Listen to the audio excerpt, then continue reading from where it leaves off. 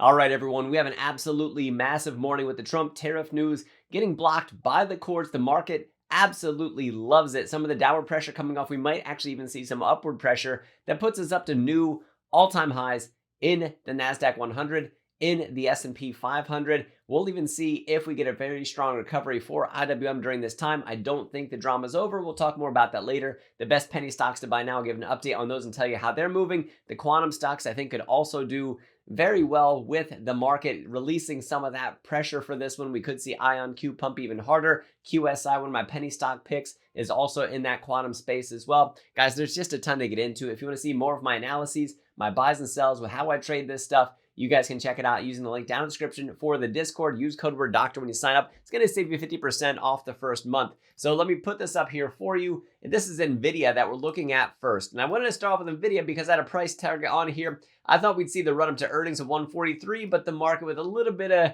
kind of yuckiness had other decisions for us. But during the after hours when the earnings were announced, we hit 143, I think 143.13. We're still back up around 143, so we'll call that a price target met. A little bit of a clap. Now, mind you, we could see further upside from here, but it does start to get choppy above 143. Lots of resistance at 149. We have the all-time highs after that. We have a resistance from a technical basis coming in about 156 to 158. As we can see up there at the top of this screen, the all-time high during regular trading hours is 153. So we could see a little bit of settling at first when the market opens. And when we go over to the Qs, we'll talk about that in a little bit. We're currently up here at 527, up above this massive support that we have. As a matter of fact, that's even worth a green rectangle. We'll slap one on there real quick and then I'll adjust it later. And we will also turn it green. Don't you worry, believe you me. We'll turn that green, turn it into support from the resistance that it was. Man, we just could not get over this. But with the court blocking tariffs, at least for now, this should be a good thing. We still do have GDP at 830, which it could be after 830 by the time that you watch this. But GDP, as long as it doesn't signal things for things like recession, for example, or further economic weakness, as long as it's still showing us growth numbers for Q2 for the Atlanta Fed GDP now, which, mind you, tomorrow major update for personal income and outlays with PCE, but the GDP, the second estimate that we get for Q1, it would have to be pretty darn bad for it to really significantly impact the markets beyond the negative read that we got. What we're really looking for, what the market doesn't want to run with, is that recession narrative. So as long as we continue to believe from the reports that we get that the narrative running the market is, well, no recession right now, so let's keep on going, then we keep on going. 540.01's that number that we're looking for with some resistance, some pretty significant stuff, all the way up to 533. But mind you, we have some other peaks in here. You can see that selling pressure from 530 to 533 with these high wicks that you see. And then we also have those candles that are up by themselves, kind of orphan, as sort of a bearish island reversal, if you will, but followed by the big drop that we got from that. But that's in the past. Looking forward from where we're at now, I'm watching for a retest of this support, which we could see the rip right back down as soon as the market opens. People establish their positions, fill a gap, and then off we go. Doesn't have to happen that way, but it'd be nice if it did happen that way because it would allow me to establish a very strong position. So I'm going to have my fingers crossed. I'm going to be watching for it. And then, like I said, I think on this news, as long as the economic reports that we get are good,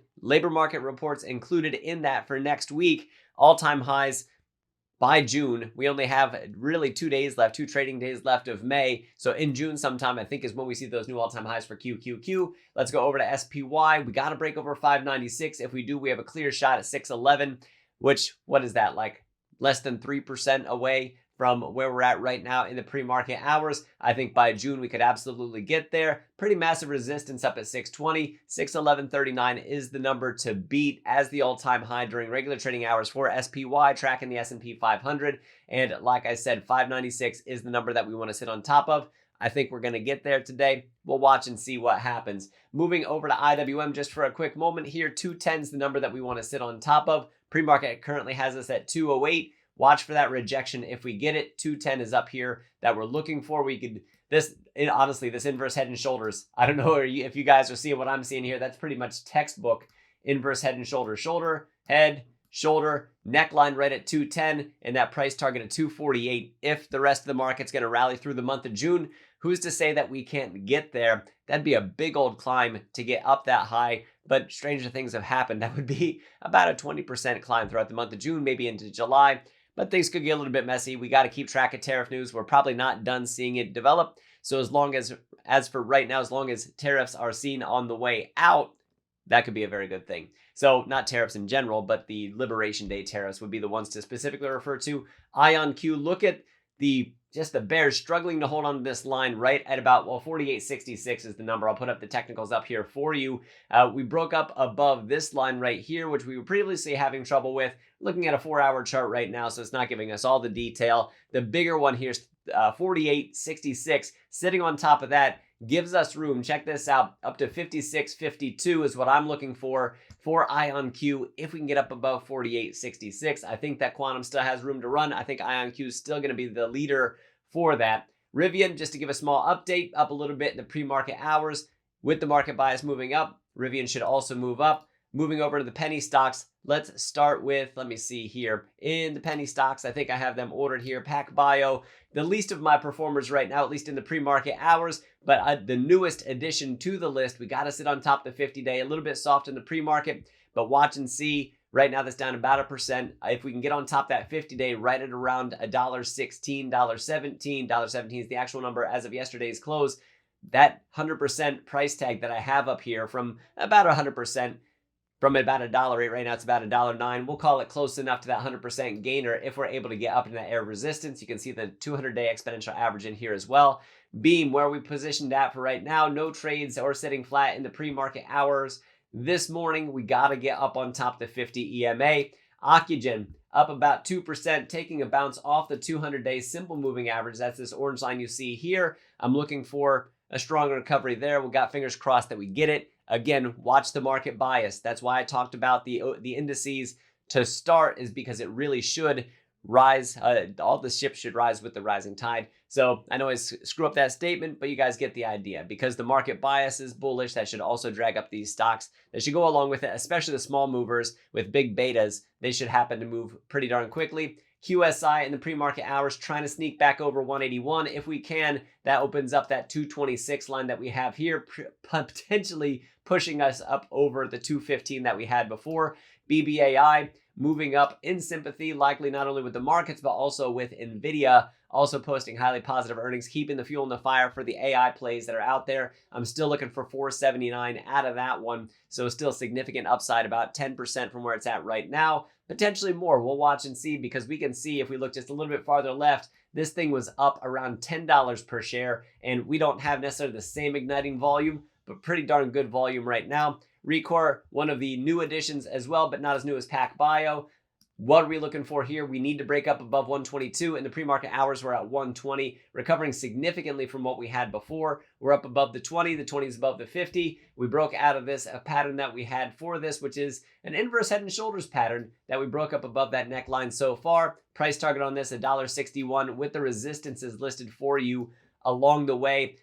By the way, guys, I'm going to pause right here before I get to crypto, because down in the description for this last night, after I saw the news about the Trump tariff Liberation Day stuff getting blocked by the courts, I put it out over at the Discord. We were celebrating. We were talking about ETH breaking back over 2,700. You guys can join that celebration, that party, and look for notifications from me and the other panel experts that are there, a whole team of people there helping to provide news, information, opportunity, trades, technicals, you name it, it's over there, plus a whole lot more. There's the bread bot, which can let you know when big moves are happening up or down for some of your favorite plays that are out there. AI charting tools, advanced charting tools, ask the expert channels. In live trading, there's just a ton that's over there. It's at least worth clicking the link to see what there is waiting there for you. Code word doctor gets you 50% off your first month, so you get unrestricted access to everything the earner tier has to offer, and then you guys can decide from there. But I think you're gonna like what you see. I think you're gonna end up staying. And then also down in the description, there's links for options course and technical analysis trading course, which uses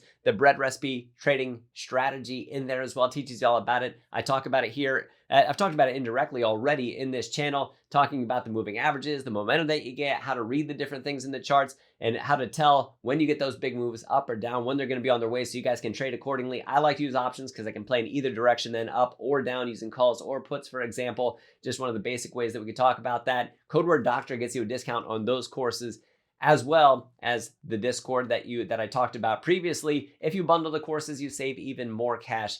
Once again, don't forget about that code word doctor. Thank me later. So guys, put this back up here. Ethereum, look at this. We finally broke over this double peak that we had before. We'll take down the technicals just for a moment, leave the moving averages. So we are currently up above the first so far closing price, but this candle's still active, up above the 200-day, popping up above that resistance that we had before.